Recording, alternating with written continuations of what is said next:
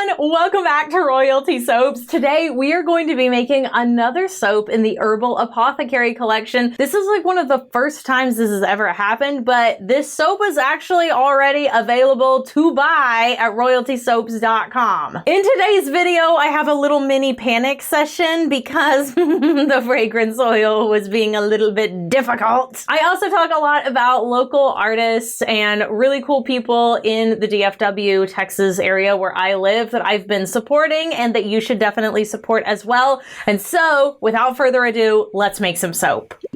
All right, folks, let's get to mixing. We've got our classic bubbles recipe here. This is a vegan soap base, 5 amazing oils. I'm gonna add in my lye water solution. First though, I'm gonna give it a quick blend. I do have some kaolin clay, some sodium lactate, little bit of citric acid in there. And I wanna get that fully incorporated before I pour the lye water solution in. All right, just gonna pour our lye water solution in. Everything is about 85, 90 degrees, somewhere in there. Blend this on up.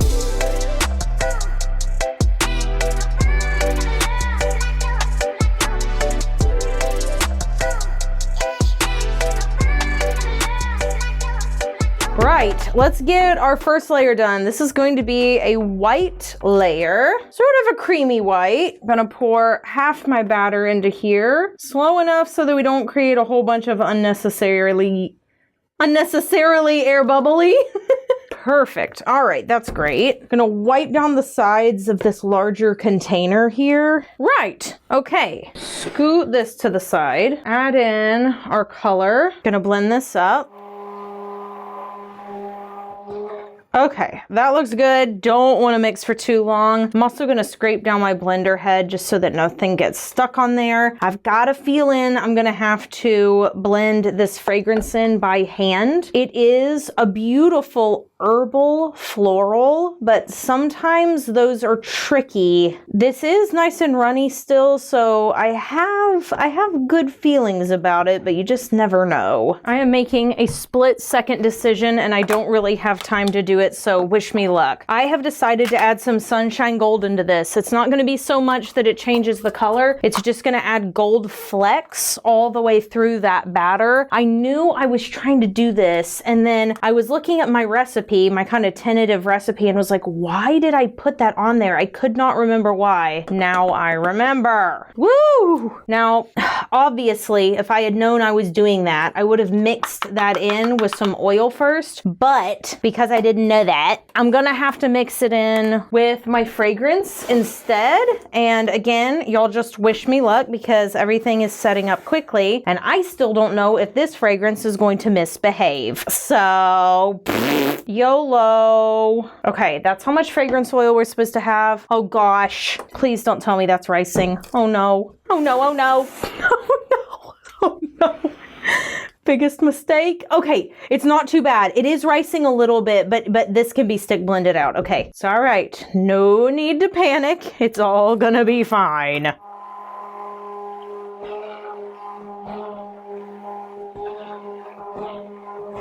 Okay, perfect. It actually stick blended through just fine. I did have a little bit of a mini freak out just there, but it's gonna be fine. And the good thing about this is I get to do the texture really quick. Yeah, see, it's still very pourable. It's gonna be fine. Okay, this is gonna make the rest of this a lot less scary now that that part is done and I know what to expect. I'm just gonna take this palette knife real quick and give this soap a little bit of texture. I'm going to add in a mica line, and so having some texture here just makes that mica line stand up all the more.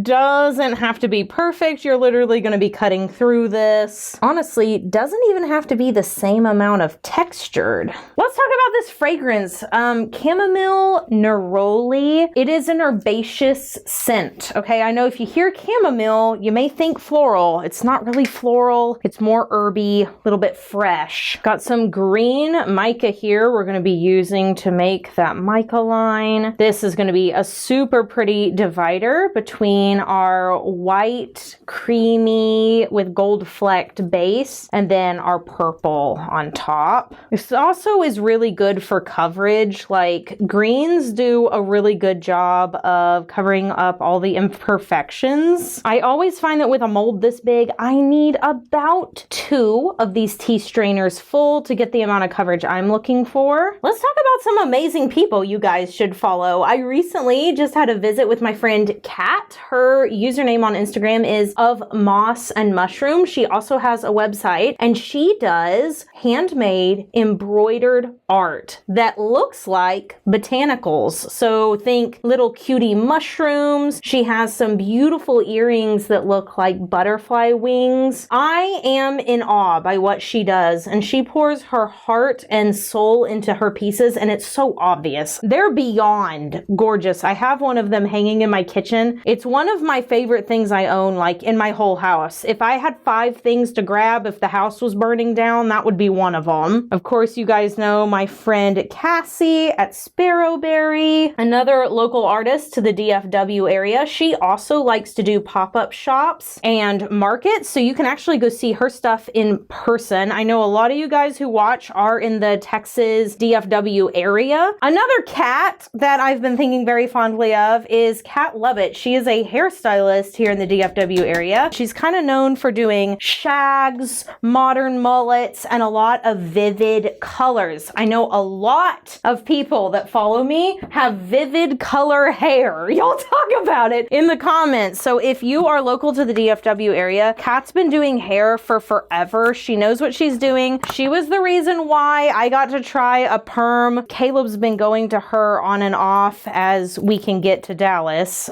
We used to live in the Dallas area, so it's easier for us to go see her. Her haircuts are just absolutely elite, and she's an amazing person who I love spending time with. So go follow my girlies. Tell them that I sent you. Yeah, just thinking about like the local people that I know that are doing really cool things right now in the art space. All right, let's get on to that second layer. Gonna add in my purple blend here. Definitely gonna mix that one by hand. And I'm gonna scrape all that out. I've got a glass beaker that I mix this colorant in. I just had too much to use one of my little bio cups. Perfect. All right, gonna mix this in by hand first. I always like to start in the middle with stuff like this and then branch out to the edges. There we go. And I really have to make sure that all this is mixed in, because with purple and other darker colors, it's really obvious if you do not blend all your batter in. We've got to run around the edges like a million times. Who are some other artists I know in the area? Oh, well, of course, there's my brother, Working Hand Forge. If you're looking for any axes, knives, including chef knives, he's going to be at Blade Show, Texas. He may also be going to the Blade Show in Atlanta, which I can tell you, my sisters and I would really like a hitch a ride to that. We would like to go to Blade Show one day to support our bro, but we would also like to go to the Atlanta aquarium so we can see the whale shark. All right, let us mix up our little accent color here. Perfect. Shout out my sisters for their art recently. They're not selling anything, not yet anyway, but you can see this quilted jacket that Penny made. Here's some things that they made people for Christmas. They made paper mache bugs, a paper mache whale shark complete with lights for Lily's room, and a paper mache whale for Will's room. Here's some of the embroidery that Penny has done for me. I can tell you, just absolutely boggling my mind over here. So yes, if you're counting up all the hobbies, they can sew, they can do nails, they can do embroidery, they can do cross stitching, they can do crochet. Like, I am not the most talented sibling by any stretch of the imagination. Gonna blend up this color.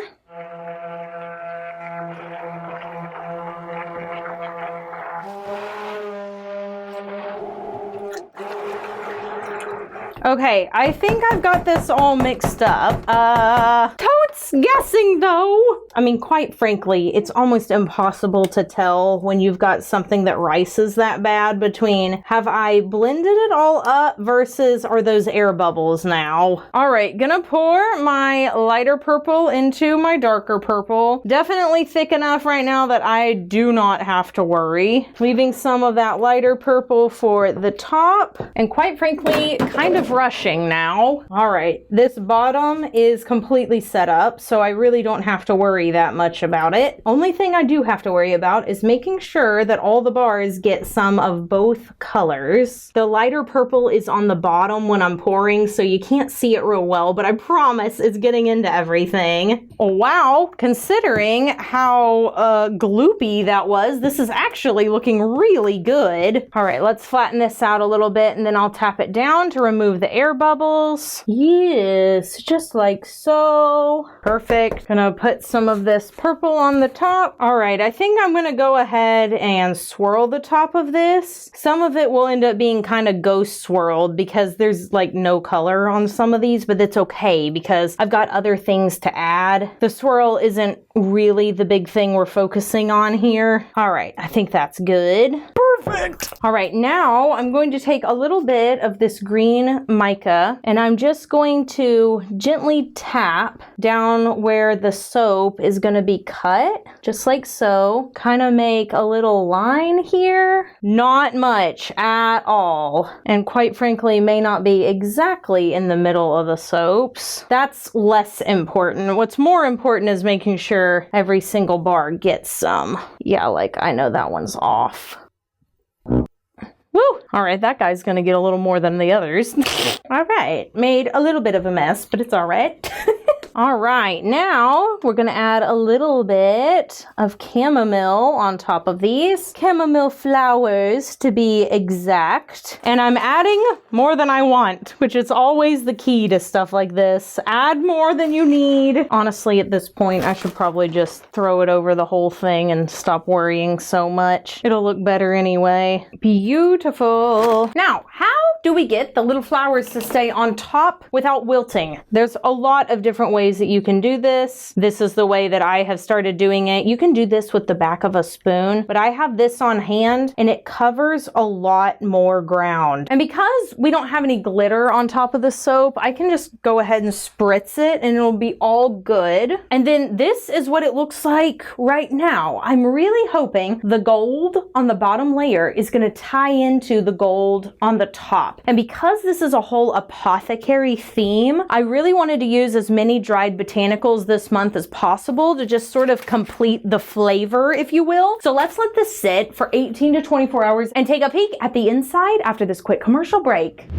All right, you guys, let's cut some soap. Look at this the next day. I could not be more pleased with this green mica line. It looks so good, but also let me point out to you the gold. You can probably barely see it on the actual camera, but I promise you in real life, you can see the little gold flecks all throughout the bottom half of this soap. Pop it in the soap cutter. I get asked all the time where I got this soap cutter. It is from a shop called Goodspeed. I do not think he is making soap cutters anymore though, so I'm sorry. I wish I could give you a better recommendation, but he's not making them.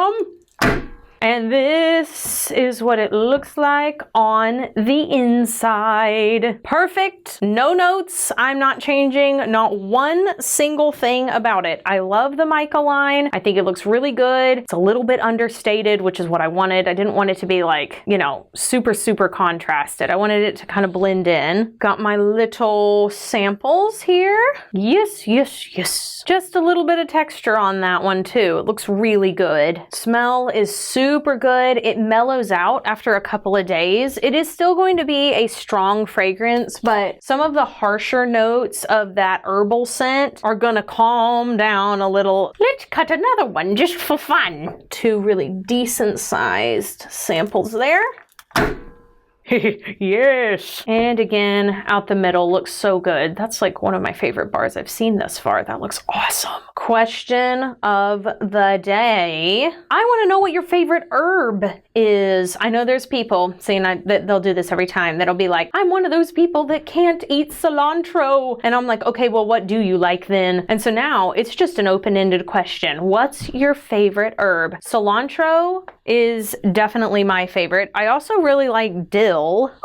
I absolutely love the way this soap turned out. I didn't change anything about it. I love the green mica line, and weeks later, it still smells really, really good and looks super vibrant. Again, available to purchase right now at royaltysoaps.com along with the rest of the Herbal Apothecary collection. I hope you guys enjoyed today's video as we are getting back to regular programming over here at Royalty Soaps. We actually still have 2 more soaps from this collection that we're going to be making here on YouTube. So stay tuned for that. You guys can follow us over on Instagram and TikTok if you want to see some short form. We have some YouTube shorts that are going to be coming out soon. And always, the first people to get all of the information about new launches, discounts, sales are the people who are signed up for emails. So you can sign up at the link down below. I hope you all have an absolutely royal day. Do something fun for yourself today, whether that's going and checking out some really cool makers in your area, or maybe just calling a friend and scheduling some time for you guys to craft something together. I don't really care what you do. Just do something for you, and I'll see you all in the next one. And so until then, bye for now.